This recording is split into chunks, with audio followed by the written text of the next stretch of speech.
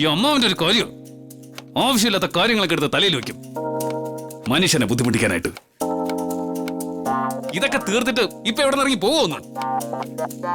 ഞാൻ പോകുന്നില്ല, ഇവിടെ താമസിക്കാനാ തീരുമാനം.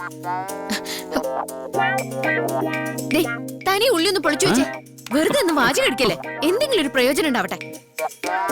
നിന്റെ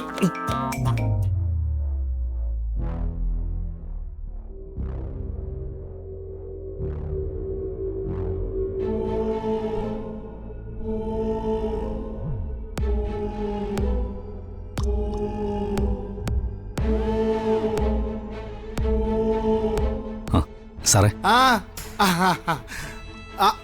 ഇരിക്കുമോനെ. ആയിക്കോട്ടെ. ഹരി ദേ ബിരുദാരം വന്നേക്കുന്നു.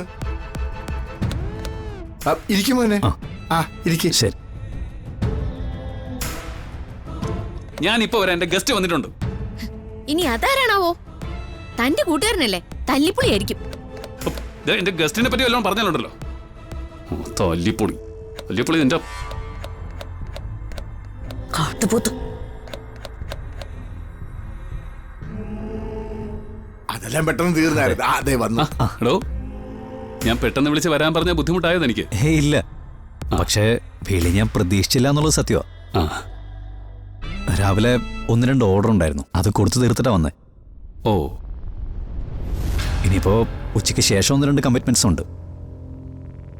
അതെ, ഇവനങ്ങനെ കൂട്ടുകാരെ വീട്ടിലോട്ട് വിളിക്കുന്നതോ സൽക്കരിക്കുന്നതോ ഒന്നും പതിവുള്ളതല്ല. ഇപ്പൊ എന്താണ് മോനോട് ഇവനിങ്ങനെ തോന്നിയെന്ന് എനിക്കറിയത്തില്ല. എന്റെ ഭാഗത്തു നിന്നും തന്നോട് ചില തെറ്റുകളൊക്കെ വന്നു പോയിട്ടുണ്ട്, അതൊക്കെ ഇതോടങ്ങ് തീരട്ടെ. അയ്യോ സാറേ, അല്ല എന്തേ മോളെവിടെ? അവളിവിടെ തന്നെ ഉണ്ട്. അമ്മാവൻ അവളെ ഇങ്ങ് വിളിക്കേ. ഹലോ, ഒന്നിങ്ങോട്ട് വരാമോ? അതെ അതെ, മോള് വിളിക്കുന്നു. ഒന്നിങ്ങോട്ട് വരാൻ പറഞ്ഞില്ലേ? ദാ വരുന്നു.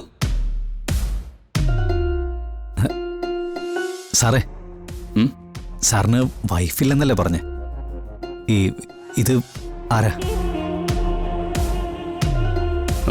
ഞാൻ തന്നോട് പറഞ്ഞില്ലേ അയൽപക്കത്തൊരു ശല്യക്കാരുണ്ടെന്ന്? അതാ മുതല്.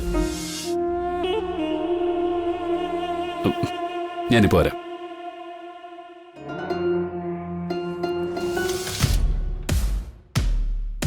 പാവൻ ടീച്ചറാ.